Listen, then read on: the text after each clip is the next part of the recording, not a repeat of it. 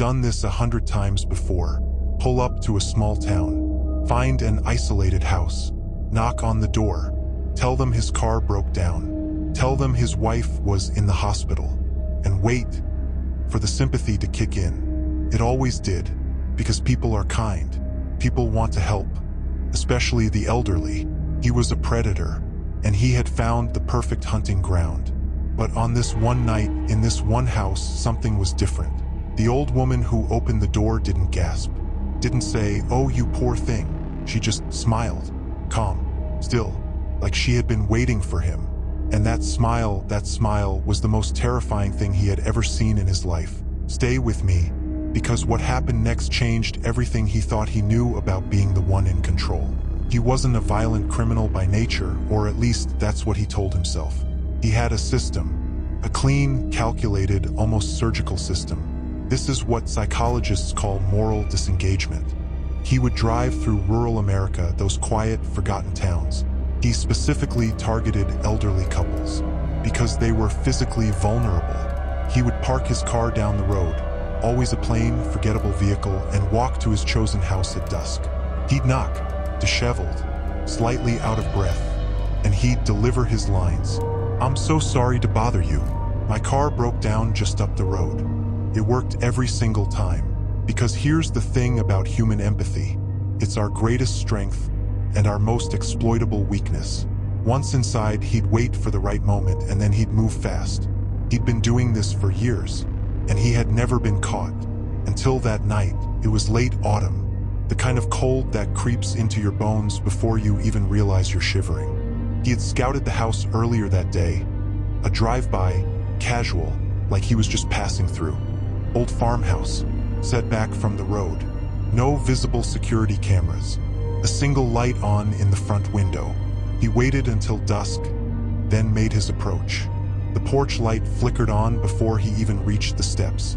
An old woman, 70s maybe, small, white-haired, the kind of grandmother you see in a painting. He started his script. "Ma'am, I am so sorry to bother you this late." She just stood there, looking at him, that small, quiet smile on her face. "Of course," she said. "Come inside." The walls were decorated with hunting trophies. Deer, elk, a mounted boar's head. "She lives with hunters." "Okay, stay calm, move fast." And then he heard it. Footsteps, but not from the kitchen, from upstairs. 6'4", maybe taller, built like he'd spent his whole life hauling timber. And in his hands, a hunting rifle. He wasn't pointing it. Not yet. He was just looking. In 30 seconds, every calculation he had made had collapsed. Fight or flight. His brain made the calculation instantly. Run. He hit the porch, flew down the steps, and sprinted toward where he had parked his car. Every tire, all four, slashed. Someone had done this while he was inside the house. He had not walked into a victim's home. He had walked into a trap. He looked in the rearview mirror. The sun. Walking, rifle at his side. Not running, just walking. Our predator ran into the woods. The woods were the sun's world. Every fallen log, every creek bed, every shadow between the trees. He had grown up in them. He ran blindly. Branches tore at his face.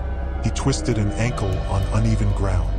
He stumbled into a creek bed, soaked to the knee in ice-cold water. He dropped behind a fallen oak and pressed himself flat, trying to control his breathing. A twig snapped. Close. Too close. By the time he emerged from the far edge of those woods, he was a different person. He felt what his victims felt. For the first time, he was not in control. Punishment alone rarely changes behavior. What changes behavior is perspective shift. He had spent years targeting people who felt helpless. Now he knew what they felt. Whatever that family was involved in, it existed outside the normal range of even criminal behavior. The predator had found a predator, and he was very much outmatched. The cruelty you send out into the world has a strange tendency to find its way back.